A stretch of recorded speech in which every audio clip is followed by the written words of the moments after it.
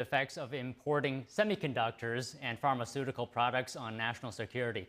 Joining us now to discuss is Gerard Filitti, attorney specializing in national security law and policy and counterterrorism.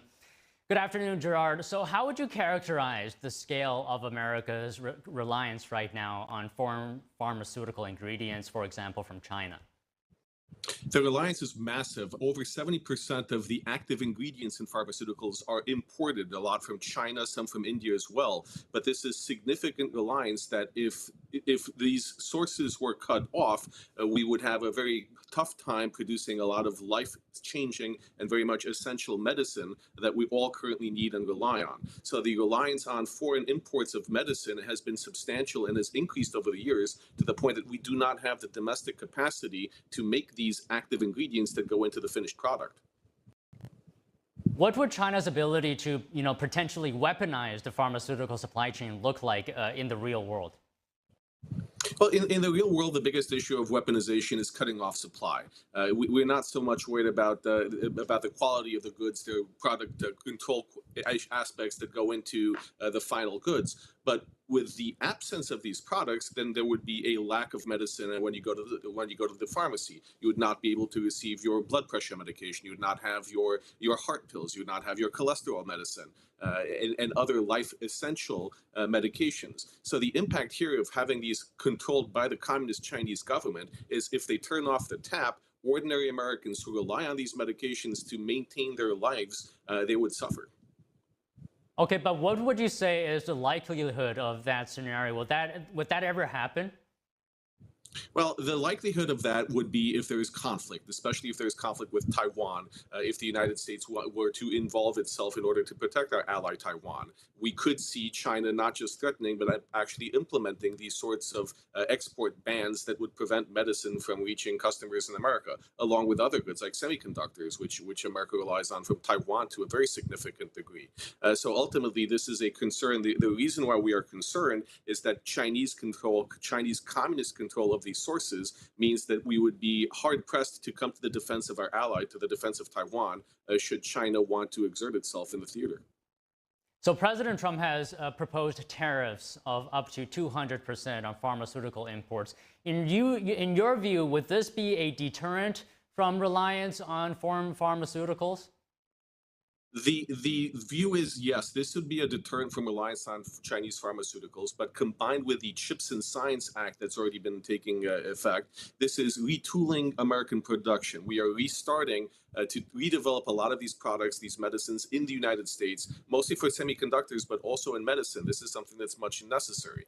So I think the effect of these tariffs is to re-educate American businesses that there needs to be a supply chain, a production chain within the United States or from close allies that would not be dependent on the Chinese Communist government for its goodwill to continue producing these and supplying us in case of war or other economic disaster. How far away are we from an American pharmaceutical supply chain? Is that possible entirely? It's possible. We've certainly done it before, and we have the tools and technology to do it. But with everything else, there's been a regulatory scheme in the United States that's made it much more expensive to produce these goods in the U.S. than to outsource manufacturing to China, to India, to other countries. So the ability is certainly here to do it. It would take multiple months to several years to have the full capacity to produce in the United States what we're relying on the communist Chinese government for, but it is certainly possible, and we've already seen companies starting at some products to bring back production of some pharmaceuticals. And Gerard, I would like to talk about semiconductors as well. What is the level of reliance on semiconductors from Taiwan? It's beyond significant. Over 90% of advanced logic chips are manufactured in Taiwan.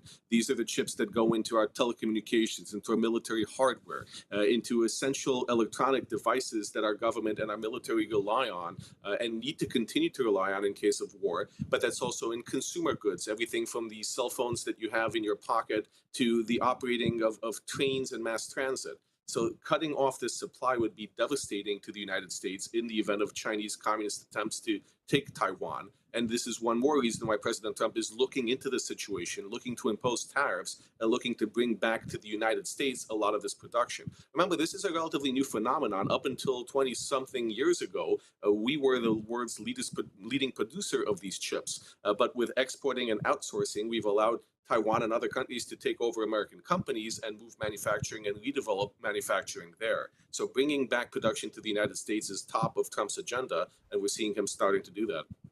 So on semiconductors specifically, can you help us understand the impact? Can you help our viewers understand just how everyday American life would be like, if that was cut off, like healthcare, consumer tech, military systems? Well, everything is a microchip these days. Everything from your phone to your computer to going to the hospital, having your blood pressure taken by a machine, having surgery performed.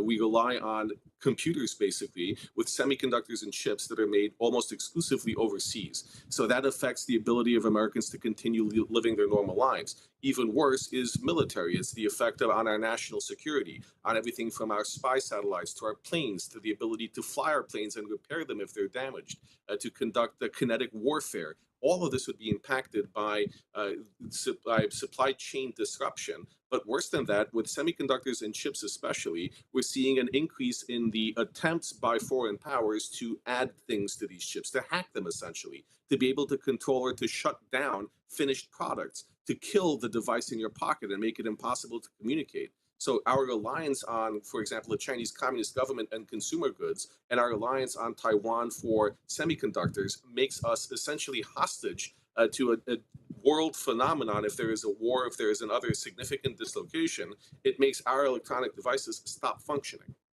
Okay, if America wants to be independent on semiconductors, does that mean, correct me if I'm wrong, does that mean that the U.S. would have to be, U.S. companies have to be more advanced in producing semiconductors like 3 nanometer that TSMC can make? Does the U.S. have to surpass TSMC essentially?